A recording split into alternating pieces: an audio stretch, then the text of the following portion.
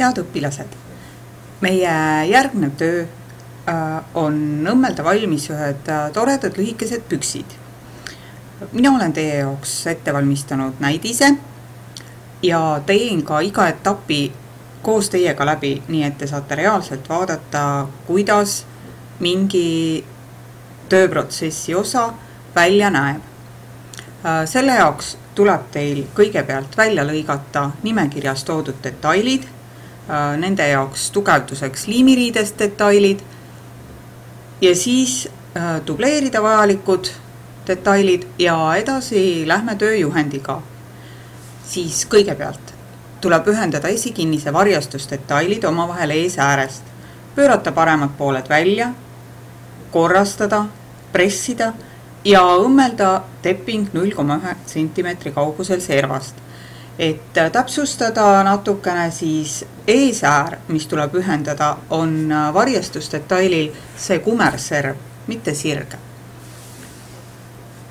Järgmiseks väikedetailiks tuleb valmis õmmelda vööaasad. Teil on lõigatud ja dubleeritud üks pikk riba vööaasade jaoks, see on siis 2,5 cm lai ja 45 cm pikk. Nüüd tuleb murda see pooleks ja pressida ja siis veel kord pooleks, nii et vööaasade valmis laius jääb 0,7 cm ja nagu ikka, murdeservast 0,1 cm kauguselt tuleb tepping.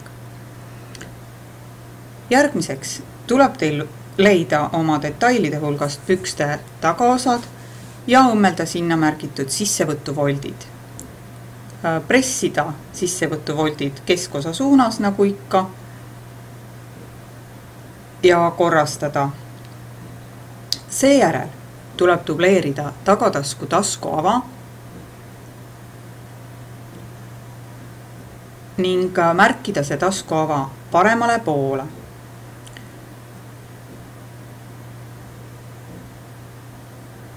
Nii, kui sellega oleme valmis saanud, siis võtame esidetailid ja alustame küljetaskute õmblemisega. Et selleks tuleb võtta taskukoti detail, see on siis voodrikangast, ühendada esiosaga, korrastada õmblus, kinnitada õmblusvarud taskukotti külge 0,1 cm teppinguga. Et jällegi on teil võimalus vaadata, kuidas mina seda protsessi läbi teen ja siis järgi teha. Seejärel tuleb taskupõhi asetada vastasmärkide järgi taskuava alla ja õmmelda taskukott, korrastada õmblus ja äärestada taskukott. Äärestuse puhul nagu ikka jälgige seda, et äärestuse parem pool jääks kenasti ka toote paremale poole. Nii.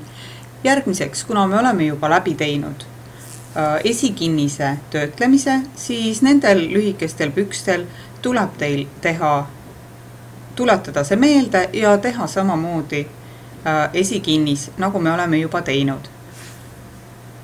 Jällegi on teil ees näidis, mida vaadata ja ma näitan ka ise selle protsessi teile läbi.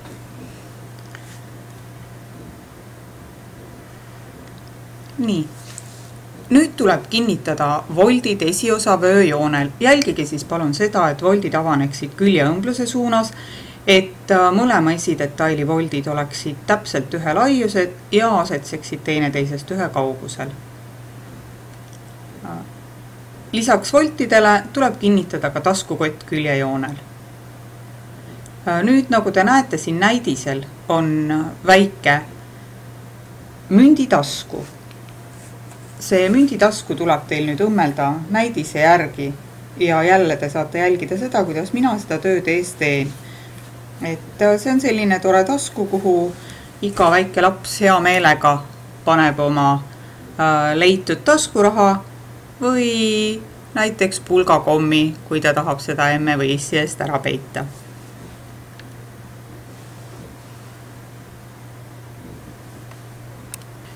Nii.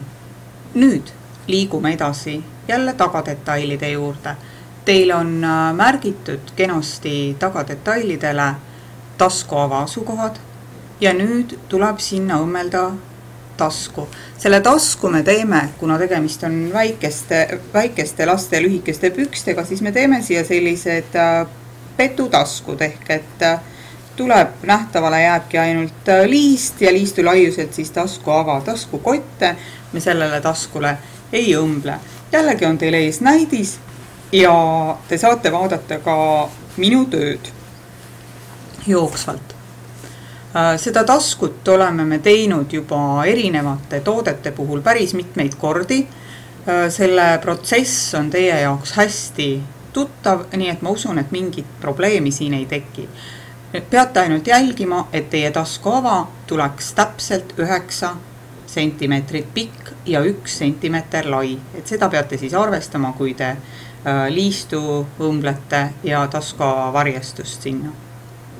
Järgmiseks me oleme nüüd jõudnud oma protsessiga nii kaugele, et kõik väikedetailid on meil valmis, esikinnis on tehtud, tagataskud on olemas, tuleb hakata suuri detaile omavahel kokku ühendama ja alustame siis sellest, et ühendame pükste istmiku õmbluse. Selle jaoks, et istmiku õmblus kandmisel oleks tugevam ja ei rebeneks, tuleb istmiku õmblust õmmelda 2 korda. Õmblusvarud, nagu te mäletate, on 1 sentimeeter. Need lisasite juba väljalõikamisel. Istmiku õmblus õmmeldud, tuleb ühendada pükste küljeõmblused, siis tuleb äärestada nii külje kui istmiku õmblus ja ühendada sammu õmblus. Ja seejärel äärestada ka sammu õmblus. Nüüd parema vastupidavuse jaoks õmmeldakse ka sammu õmblus jalgade vahelises osas 2 korda. Nii, kui te nüüd hakkate ühendama külje ja sammu õmblust, siis all ääres peaksite jälgima seda lõikejoont, et nagu te näete, see on pisut sakiline. See on sellepärast, et need püksid tulevad käänisega ja et all ääres jääks käänis hoidma ilusti, mitte ei jääks kiskuma, tuleb te siis õmmelda lõike kohaselt.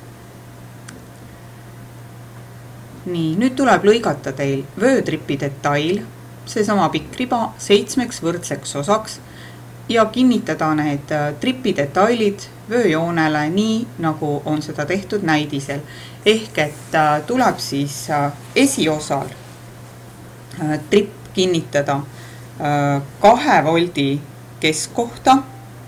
Ehk siis, kui me märkisime vööjoonel kinnitasime need voldid, siis sinna 2 voldi vahele täpselt õmbleme selle tripi. Siis järgmised tripid lähevad täpselt küljeõmbluse keskkohta, siis see tagaosal sissevõtuvoltide keskkohta ning kõige viimaseks läheb tripp siis istmiku õmbluse keskkohta. Nüüd tuleb teil mõõta ära pükste vööjoon ja lõigata vastavalt sellele värvel. Värvli valmislaius peab olema 3,5 sentimeetrit, nii et selle, kui laiade värvli peate lõikama, peate te nüüd ise välja arvutama. Ja nagu ikka, tuleb pool värvli laiusest dubleerida liimiriidega ning ühendada see dubleeritud pool vööjoonele õmblusvaruga 1 sentimeeter. Tähelepanu tuleb teil pöörata loomulikult sellele münditaskule, et münditaskut ei õmbleks kogemata värvliühendusõmblusega kinni. Nii, ja järgmiseks äärestame värvli lahtise lõikeserva. Nüüd edasi tuleb värvel murda pooleks, õmmelda värvli lahtised otsad, pöörata paremad pooled välja, kinnitada värvli lahtine serv teppinguga, nii nagu me oleme seda varemgi teinud, ja võite ka jälgida näidist, siis tuleb see kinnitustepping, eks ole, teha täpselt värvli õmbluse alt. Nüüd edasi, kui on see protsess lõpetatud, näete te, et meil on siin sellised lahtised vööaasa otsad, mis tuleb siis kinnitada nüüd värvli teppinguga. See tepping haarab enda alla siis värvli otsad, ülemise ääre, värvli otsad ja ülemise ääre. Nii, mida te peate nüüd jälgima? Selle teppingu tegemise juures on see, et vööaasad peavad jääma täiesti sirgelt, ehk täpselt risti siis värvli ülemise äärega. See sisse pööratud serv tripi ots tuleb teil pöörata sisse vähemalt 1 sentimeetri ulatuses ja te peate jälgima, et tripp oleks vähemalt sentimeetri võrra pikem, kui on värvli laius, ehk et tripi valmis pikkus, kui te olete selle kinnitanud värvli külge, peab jääma 4,5 sentimeetrit. Aga siin tuleb siis arvestada ka seda, et see tripp murdub siin värvli all ääres, nii et te peate mõõtma kogu tripi pikkust, mitte seda, mis teil on lihtsalt nähtav värvlilt. Ja olemegi jõudnud pükste alläärte töötlemiseni. See on nüüd viimane etapp selles suurepärases ja lihtsas töös. Nüüd tuleb teil lihtsalt jälgida või märkida lõikelt uuesti, et käänise laius tuleb 3 sentimeetrit ja alla pööramisserv on meil arvestatud 2 sentimeetrit, sest sinna me õmblusvaru ka ei lisanud juurde.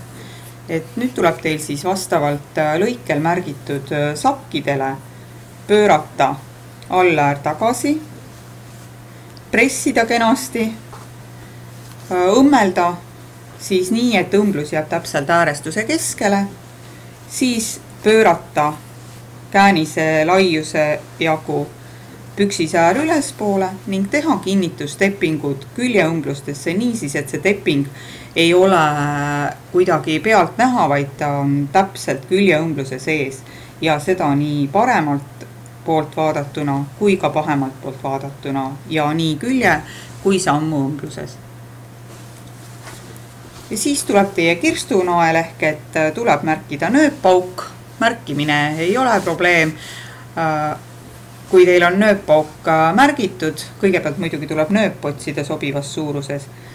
Kui teil on nööppauk märgitud, siis püüdke kuidagi nööppaugu masinaga saavutada kokkuleppe, et ta teie nööppauguga kenasti ära õmbleb.